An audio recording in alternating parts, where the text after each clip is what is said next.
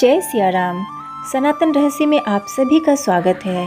तो आज मैं आपको माता सरस्वती की व्रत कथा सुनाऊंगी, लेकिन उससे पहले एक रिक्वेस्ट है कि अगर आप मेरे चैनल पर नए आए हैं या आपने अभी तक हमारे चैनल को सब्सक्राइब नहीं किया है तो जल्दी से सनातन रहस्य को सब्सक्राइब करके उस लाल वाले बटन को दबा दीजिए और हाँ, वीडियो को अंत तक ज़रूर देखिएगा।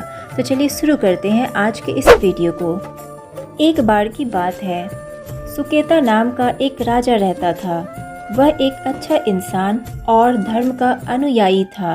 उसने धर्म के नियमों के अनुसार राज्य पर शासन किया। राजा अपने राज्य के नागरिकों की बहुत अच्छी देखभाल करता था।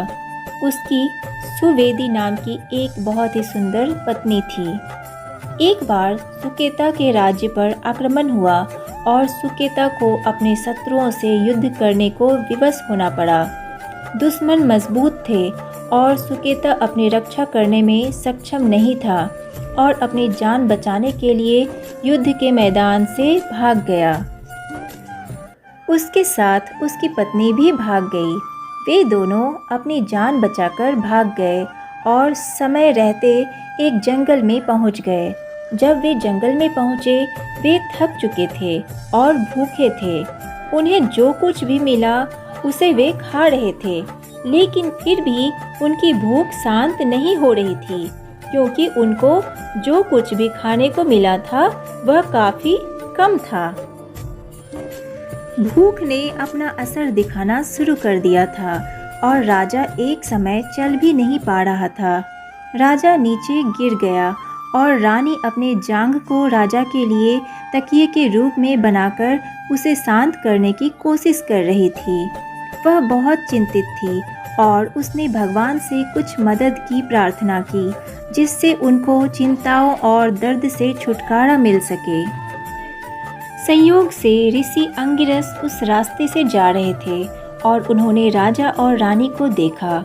उन्होंने रानी से पूछा कि वह कौन है और वे जंगल में कैसे आए हैं। रानी ने ऋषि को अपनी कहानी सुनाई। ऋषि को पता चल गया कि वे राजा और रानी हैं। फिर उन्होंने रानी से कहा कि पास में ही पंचवटी तालाब के पास दुर्गा क्षेत्र नामक एक जगह है। उन्होंने रानी को पूरी भक्ति के साथ देवी की पूजा करने की सलाह दी। ऋषि ने रानी और राजा को साथ में चलने के लिए कहा। वे दोनों ऋषि के साथ उस स्थान पर चले गए। ऋषि ने राजा और रानी से पवित्र तालाब में स्नान करने को कहा। राजा और रानी स्नान करके लौटे। ऋषि ने उन्हें देवी दुर्गा और सरस्वती की पूजा करवाई। उन्होंने उनसे षोडशोपचार पूजा करवाई, जो 16 विभिन्न प्रकार की पूजा या सेवा करके देवी को प्रसन्न करती है। यह पूजा 9 दिनों तक चली। 10वें दिन एक यज्ञ किया गया और ऋषि अंगिरस द्वारा निर्देशित राजा और रानी द्वारा 10 प्रकार के दान किए गए। इस प्रकार उनका व्रत संपन्न हुआ। दंपति ऋषि अंगिरस के आश्रम में खुशी खुशी रहे। देवी की कृपा से उन्हें पुत्र की प्राप्ति हुई। लड़के का नाम सूर्य प्रताप रखा गया। बालक आश्रम में पला बढ़ा और युद्ध सहित सभी प्रकार की शिक्षा प्राप्त की। वह बड़ा होकर एक महान तलवारबाज बना। उसे कोई डर नहीं था।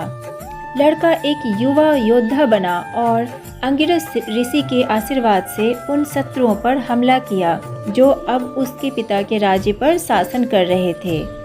उसने युद्ध के मैदान में सभी दुश्मनों को हरा दिया और उसने अपने पिता के खोए हुए राज्य पर नियंत्रण कर लिया।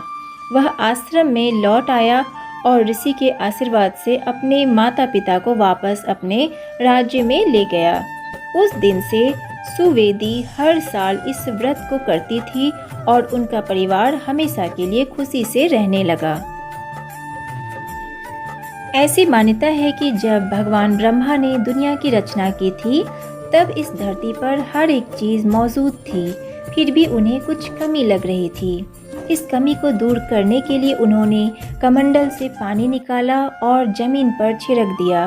पानी छिड़कते ही एक सुंदर कन्या की उत्पत्ति हुई। इस कन्या के 3 हाथों में वीणा, पुस्तक और माला मौजूद थी। वहीं चौथा हाथ वरदान देने की मुद्रा में था। जन्म लेने के बाद इस कन्या ने वीणा बजाई, जिसकी वजह से हर एक जीव में स्वर आ गया था। कहा जाता है कि इसी की वजह से इस कन्या का नाम सरस्वती रखा गया था। तब से लेकर अब तक देवलोक और मृत्युलोक में माँ सरस्वती की पूजा विधिवत तरीके से की जाती है। तो आज के लिए बस इतना ही। वीडियो को लाइक कीजिए और ज़्यादा से ज़्यादा शेयर कीजिए। धन्यवाद।